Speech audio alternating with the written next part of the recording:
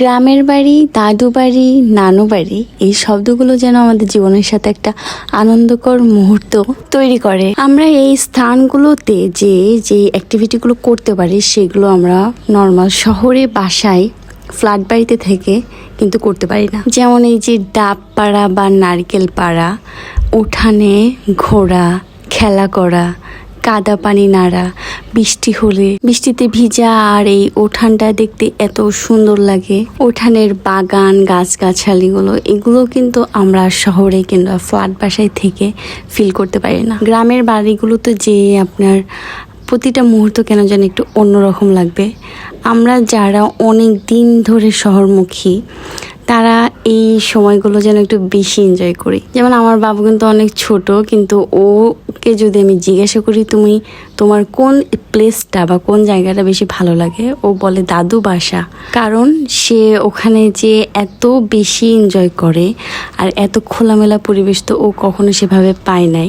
ও উঠান জুড়ে খেলা করে, খেলা করতেই থাকে, ওরে ঘরে নেওয়াই যায় না। তো ও যে এত ছোট মানুষ, তারপর ও ফিল করতে পারে যে একটা প্লেসের, বদ্ধ প্লেস আর ওপেন প্লেসের পার্থক্যটা। এবার আমরা প্রথমবারের মতো কোরবানিতে ছাগল কোরবানি দেই।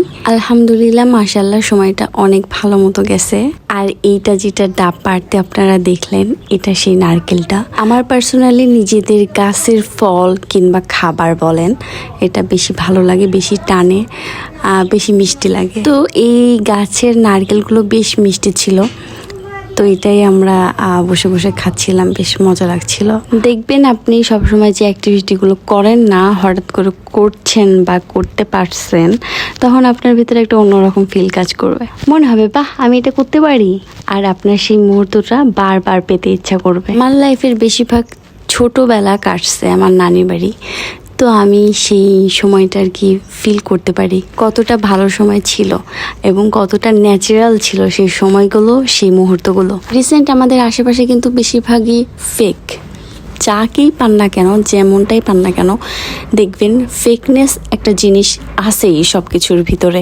তো আমাদের লাইফে পিওর রিয়েল জিনিসটা অনেকটাই কম, এবং আমরা অনেকেও এটা বুঝে উঠতে পারি না খুব অল্প সময়ের ভিতরে যে আমাদের সাথে যেটা হচ্ছে সেটা আসলে রিয়েল হচ্ছে নাকি ফেক হচ্ছে। অনেকে আছে ফেক ফেস নিয়ে আপনার সাথে দিনকে দিন আপনার ক্ষতি করে যাচ্ছে, আপনি জানতেও পারছেন না। Two faces peoples are everywhere. একই মানুষ দুই ধরনের রূপ নিয়ে চলে, এমনটাই সর্বত্র। আপনি এক্সপেক্টও করবেন না যে আপনার আশেপাশে এমন মানুষ নেই, সেটা হবে আপনার বোকামি।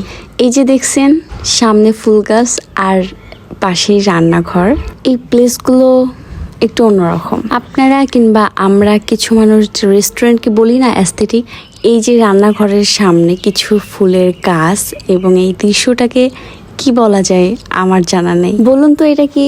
এটা হচ্ছে কাঁঠালের বিচি। কাঁঠালের বিচি শুকানোর পরে এমন হয়, এটা অনেকেই আমরা জানি। তো এইটা আমরা রান্না করেও খেতে পারি, আর অনেকে আবার হচ্ছে বিভিন্ন ধরনের সবজি কিংবা মাছ মাংসতেও দিয়ে থাকে।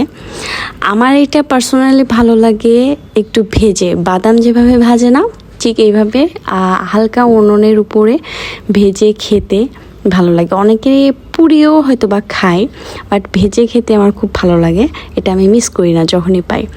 তো ঈদের সাথে ছিল পিঠা পুলি, এটা ছিল মাংস পিঠা। তো সব মিলিয়ে সময়টা মনে পড়বে অনেক।